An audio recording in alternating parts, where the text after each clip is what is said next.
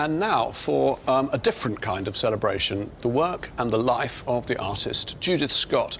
Self-taught, regarded by some as the quintessential outsider artist. Her work has gained a cult following and she now numbers among her admirers the likes of Cindy Sherman and David Byrne. For us, Miranda Sawyer went to the Museum of Everything's Frieze Week show to see a truly unique exhibition.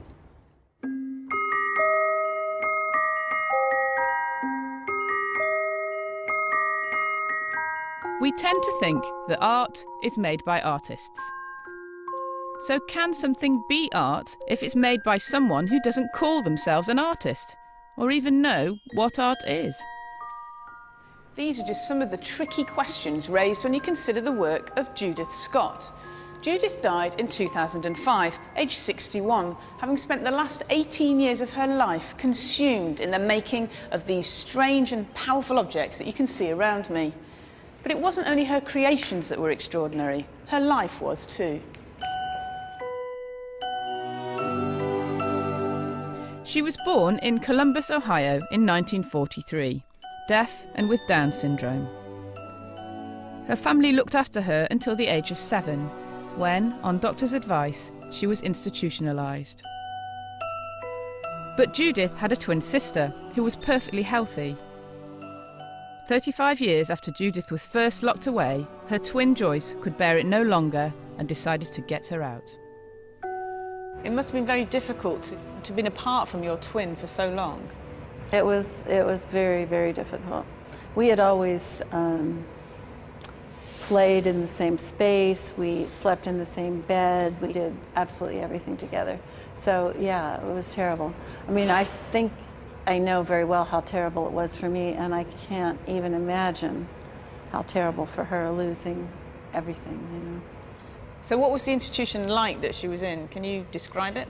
Yeah, it was a very frightening place. It was these big old buildings, something that you would think of in Charles Dickens' story, and very dark, big heavy doors, children kind of bunched together, overheated, sometimes just lying on the floor. It was really a warehouse. When she was in the institution, there aren't very many notes about her life there, but I got her records, and one of them is saying that they were letting some children draw, and Judy wanted to draw, and they thought she was too retarded, and they took the crayons away from her, and she left the room crying, and so it was just so sad.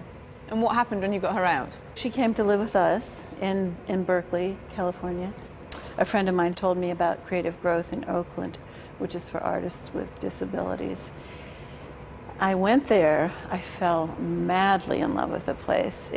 When you walk through the doors, there's just such a sense of creativity and aliveness, and it's just a very joyful place, and I thought she has to go here. Creative Growth is a visionary art centre in California, where people with mental or psychological difficulties are given total artistic freedom. What kind of work did Judith make when she first arrived? For 2 years, really, she did nothing. And then one day she picked up, these are very early pieces, she picked up these wood pieces and she wrapped them in this cord and fiber and fabric and formed these first totems. And if you know about childhood development, it's a really important time for language to develop in the second year. You just become more able to speak, and I think she was learning how to speak. You know, she never did have verbal language. And I think so this became her language, these are her first words? I think so. From the day she made the first one until she died 20 plus years later, she did it every day nonstop until sometimes her fingers would bleed.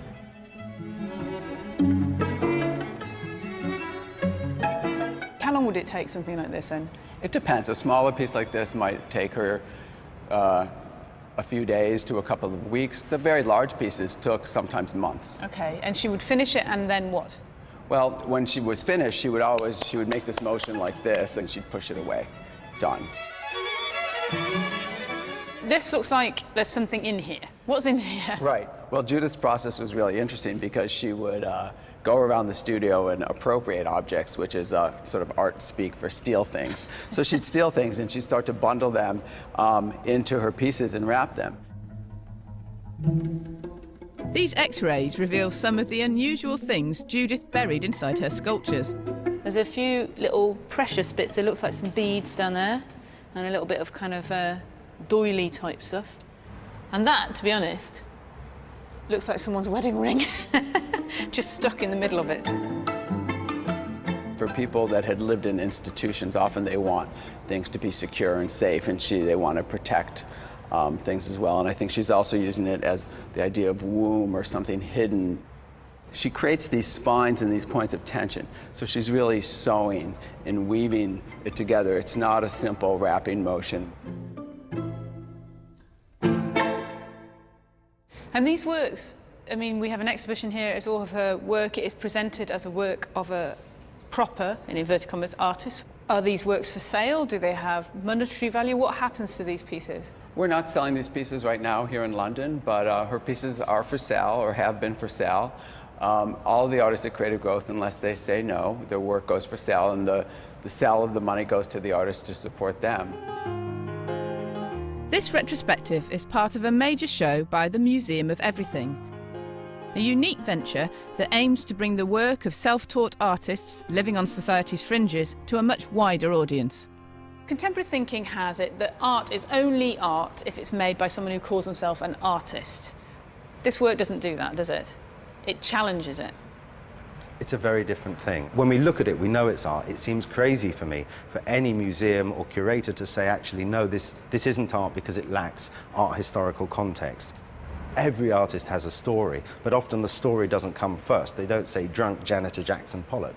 They just say, you know, Jackson Pollock. Biography is complicated with some of these artists because it's fascinating. Judith's story is heartbreaking and astonishing, but actually the best is when you see the work first, don't know the story, and then the layers sort of peel back.